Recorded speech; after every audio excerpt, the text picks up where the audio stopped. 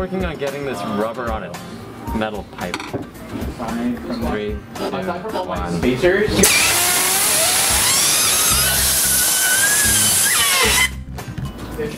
Alright, so this is our shooter. It's called our 3 wide shooter. It shoots 3 balls at once. We're using 4 7.75s to power the drums, which shoot the balls into the goals. In addition, we're also using some back motors to power the pulley system, which brings the balls up from the bottom to the top. And that's about it.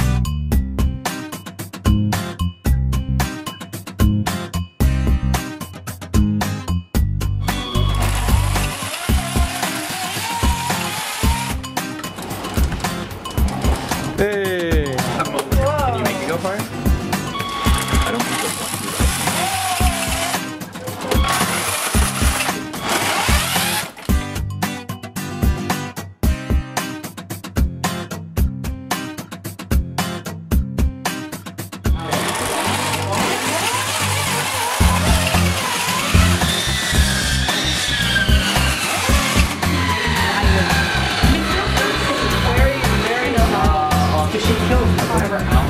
He's just a robot. Very, very.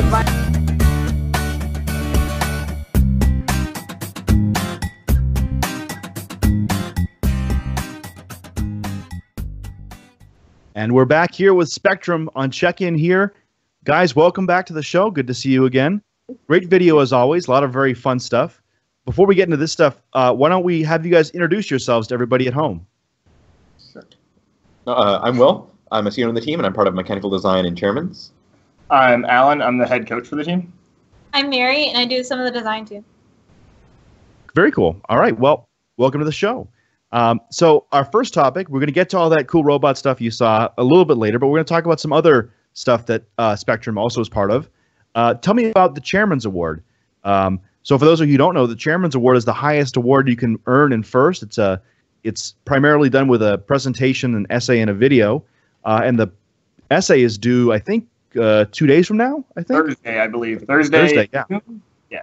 So how are you guys doing with it? How's everything going? So I've been a part of the chairman's the chairman's process for 3 years now.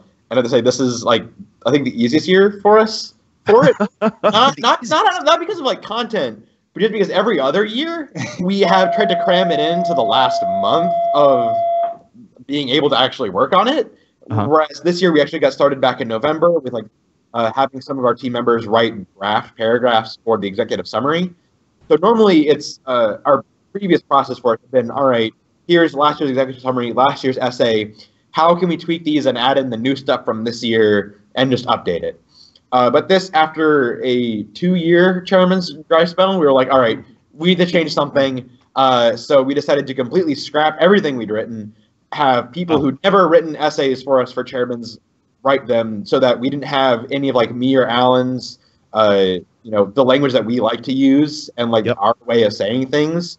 That we got other people's phrasings, other people's word choice, and then we just did a lot of the the top level editing, getting stuff down, making the word choice a little bit more succinct, and making everything flow a little bit. But a lot of the structure was from people who have never done chairman's work before, and we think it turned out pretty well.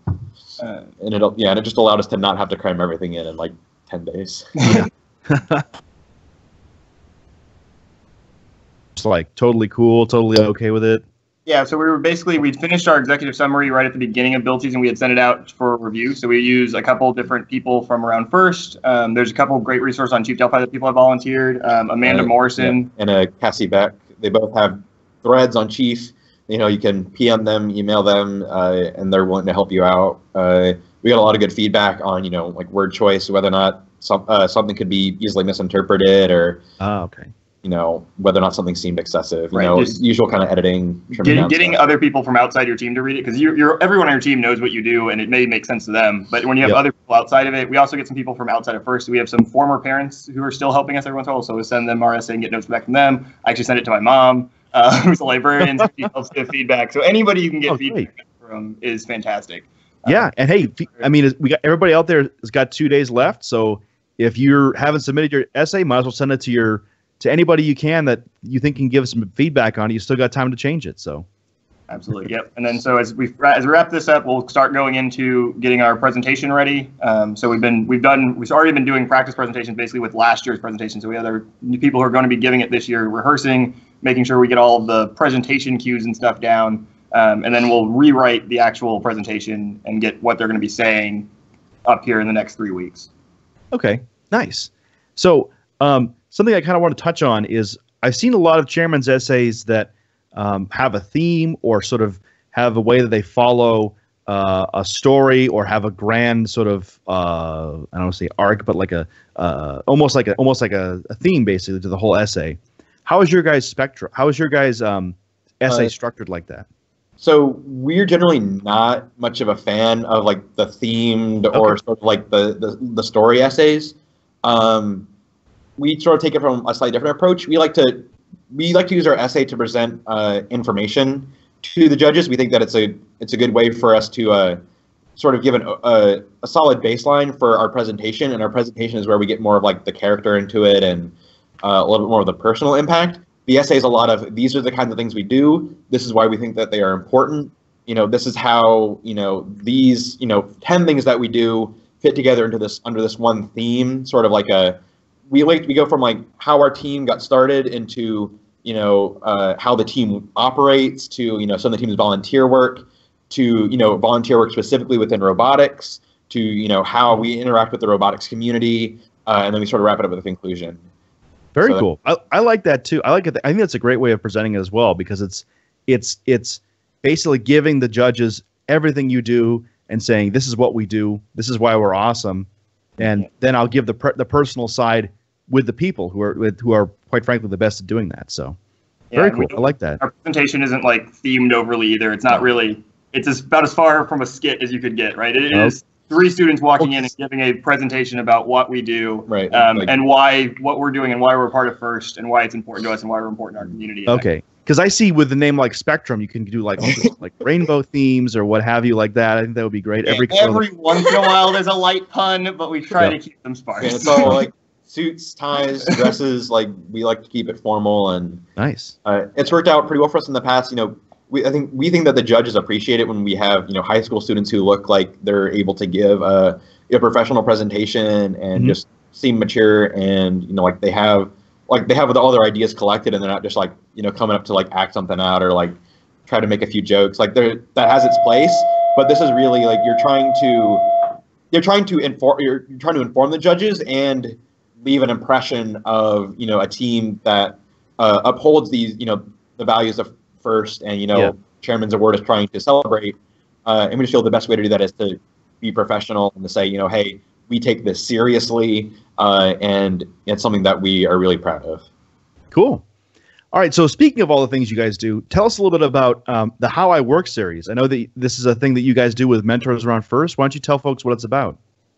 So How I Work is basically us reaching out to other mentors that are really amazing at what they do, and we email them a little interview and they fill out all the questions, and then we format it, put all the pictures, and then we post it onto our blog. It's really amazing because there's a lot of cool stories that no one really knows because there's not really a chance to tell every single person all these really cool stories. So I think they're really, really amazing in that way. And yeah, I mean, I love reading them whenever they come up on Chief Duff Fight. It's a lot of fun. And there's just really, really cool people I never knew about, and it's amazing. Also, this year we have trading cards, which is a whole new thing, and it's really exciting. We're planning to print them out and hand them out at competitions, and the people who are making them after are really excited about it too, so it's really awesome. Nice. How large is the set? Is it like collect all 5? Or are we talking like 50 people? So this year we're coming out with probably about 10 to 11. Okay. Ready, and then we'll be rolling out the rest of them as we get new people signed up and things. We'll be getting everybody's card hopefully. Cool. We're just part of the goal of the program is because we have all these awesome mentors who work for great companies and they do all their work and they get to be mentors for their own students on their team, which is great. But we want to make sure that their stories are inspiring students around FIRST. This is one of the ways that we're able to do that. Oh, cool. That sounds like a really cool idea. I like it. I'm look forward to trying to collect all 10 at the Houston Championships. That'll be fun. Go ahead. And we'd also like to say just a little thing that we're always open to new people doing the How It Works series. We always love to have more people do it. So if you want to be part of it, you can email us at team@spectrum3847.org to be a part of it. Cool. All right. Well, again, the email address is team@spectrum3847.org. And if you want to put yourself out there and get grilled by these guys, and they're really tough questions, I'm sure, they'll be happy to have you. It'll be great to hear. So let's talk about our next topic real quick. So back to robot stuff. You guys have a lot of varied machining capabilities that you guys use. We know you have a router. We know you do a lot of sheet metal stuff. We saw you guys, looked like you guys were actually doing some powder coating in-house maybe, or at a sponsor perhaps. But what I want to talk about is 3D printing. You guys seem to use a lot of it. Yeah, this year especially. So we ended up starting to do some of it just as prototype stuff. We were printing pulleys and things and prototyping. Then we realized they work phenomenally right now. So haven't broke them yet. So right now the plan is for almost every timing belt pulley on the robot to be 3D printed. Wow. So we're able to print. We've been playing around with a few different new materials. For the last 2 years, we've been printing out of polycarbonate on our Airwolf printer. So we actually do 100% fill polycarbonate parts. So they're solid. So we don't want to do it on like a drivetrain or anything. But in most places, intakes, they're totally fine. We also, in a bit of a weird story, we had a alumnus from the school who we still unnamed anonymous alumnus at the moment, donated a 3D printer to us that we had no idea was coming. So we got a second printer about a couple days into build season this year. Oh my God, that's a great gift to get. It was pretty phenomenal. Wow. So we've gotten that one up doing. We started printing in PET G with that one, the same plastic that soda bottles are made out of. Which is working out pretty nicely as well. So all your time belt pulleys are made of polycarb, not this new PET G plastic? A little bit of both right now. We're trying to figure out which one's the best. Most of them are polycarbonate because that's what the printer we had before. But we have some that are coming out of PET G. And we're also printing all of our spacers. We have a lot of different, our power switch mount will be printed that way. We have a lot of different parts that get printed on the robot this year. Wow. Great. So, and especially because a lot of your students are doing a lot of modeling, it makes a lot of sense to have a rapid way to turn that model into something that they can touch and play with and actualize. It's great. So the last bit we're going to talk about is actually the progress update for your whole robot. So last week we saw you had a completed CAD, and you were sending your parts off to basically your Santa Claus wish list for sheet metal Christmas. Where do you guys stand on that, and where do you guys stand on the rest of your robot? We saw some climbing stuff happening, which is great. So tell us what's up. The current schedule we have from our sponsor is that the sheet metal should be ready for pickup sometime tomorrow around noon. So Alan will go out, pick it up, and we should have it for the start of our meeting tomorrow. Then the climber, which you saw in the video, that was our vision from sometime middle of last week. We were experimenting with ways to keep the strap from just sliding all the way down to the edge of the roller. So we had mounted, I think like 3-inch diameter pieces of wood with some plastic rolled over it to just create a little bit of a ditch that it can sit in, and that pulled it straight up. It did move to the corner, but that corner is closer to the center, so there wasn't as much tip. And then later in the week, we started experimenting with cones on the roller, or a V shape at the above the roller to help center the strap. So it looks like right now the V wedge is going to be the best thing that's going to work. The cone wasn't it wasn't sliding along the cone as well as we would have liked. One team member thinking about like wrapping a screw around a cone, but I don't think he ever did that. I don't know. We'll see what happens. And then we're also moving on to changing some of the materials on that.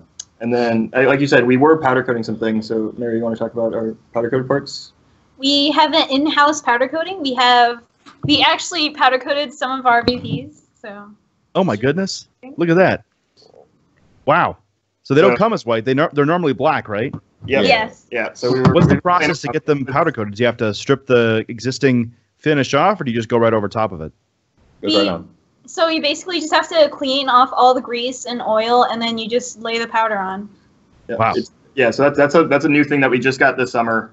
It's basically just a large toaster oven and the powder coat gun. It's pretty simple.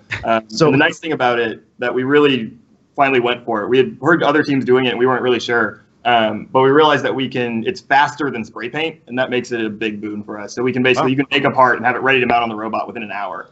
Nice. And that's much faster than spray paint. So I got to ask, just so the people at home know, when you say it's like a large toaster oven, it's not actually a toaster oven. It says powder coating oven on the side of it, but I'm pretty sure you can also buy the same thing that says toaster oven on it. Does it have a light or a dark setting on it? Because that might tip it off. It has a function on and off button. We're not sure what it does, but it has to be on. But we don't we don't understand why there's that switch. We don't know what it is. So really quick before we go, can you tell us where you guys got that stuff? Is this like high end stuff, or is this like Harbor Freight stuff? This was from. Oh, good question about the name. Eastwood. Eastwood. There we go. Eastwood, good job. Yeah, it's Eastwood Company. It's the same people. They do a lot of stuff to powder coat engines and things for people who are modifying their cars. Cool. All right. Well, guys, thank you once again for joining us. We hope that you have a productive next few days. Hopefully, no snow days down in Houston.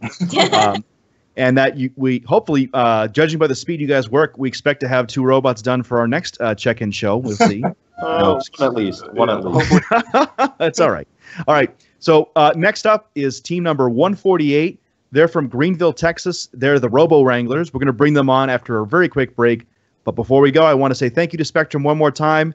And we can't wait to see you guys next week. So bye-bye for now, guys. Thank you. Bye-bye. Thank you.